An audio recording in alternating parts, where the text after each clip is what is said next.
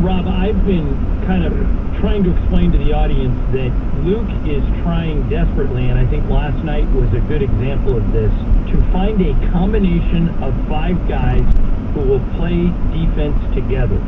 You never know when you're going to find it, and last night, of all places, he found it when he put Josh Hart in the game.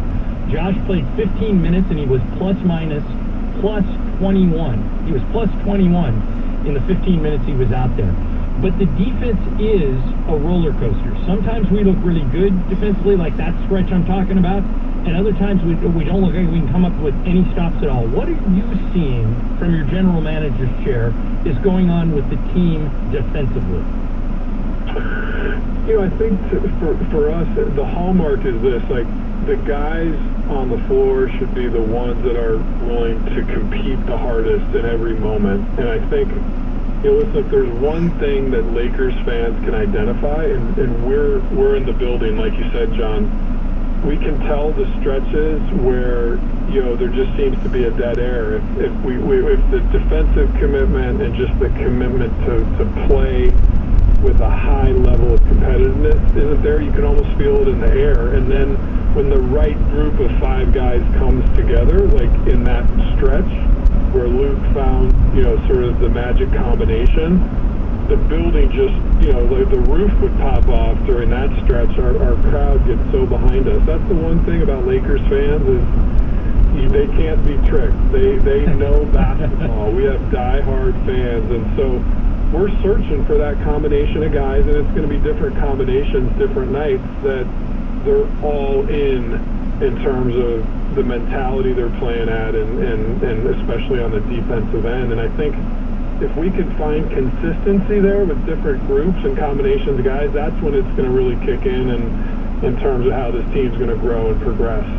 A lot of attention, Rob, obviously being put on the backcourt, and people saying every night in the NBA another star point guard for Lonzo to go up against, and a lot of focus on the backcourt. But I look at these first few games, and I see DeAndre put up a big rebounding night in the opening night. You saw what those Twin Towers were able to do last night.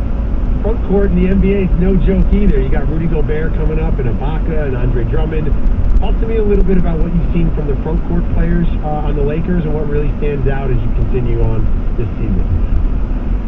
I think bringing in guys like Brook Lopez, and I think, we're seeing Andrew Bogut kind of find his rhythm after, being injured most of the offseason. Where Bogut just makes winning plays. Even if it's something as simple as a screen, he had a big moment in the Phoenix game where he got Jordan Clarkson open for a 3-point shot that he made, and then he got fouled and went to the line for a 4-point play. And Andrew just has the ability to make game-winning plays in big moments. And then Brook Lopez, his last couple weeks of training camp in our building were stellar. I mean, he had moments where he just wasn't missing 3-point shots. He'd hit, have 6, 7, 8 in a row. That hasn't carried forward into the game this morning, just so you know the type of guy he is. He was in the gym at 7 a.m., first guy here, because he knows he hasn't really played as well as he wants to the first, 2-3 games of the season in terms of shooting and converting.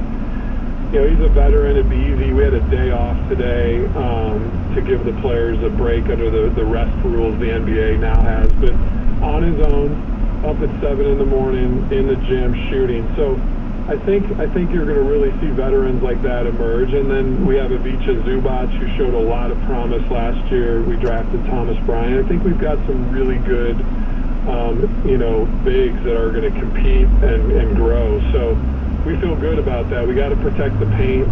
We got to do better there, but I think we have the right pieces to do it. We're talking to Rob Pelinka, the Lakers general manager. Rob, the number I was most happy to see on Friday night in the Phoenix win, was that Brandon Ingram took 14 shots and Lonzo took 27. It's not going to be that way every night, but I'm kind of rooting for the two of them to be aggressive. I don't care if they make every shot. One of them's 19, the other one's 20. I want them to get, for lack of a better term, reps.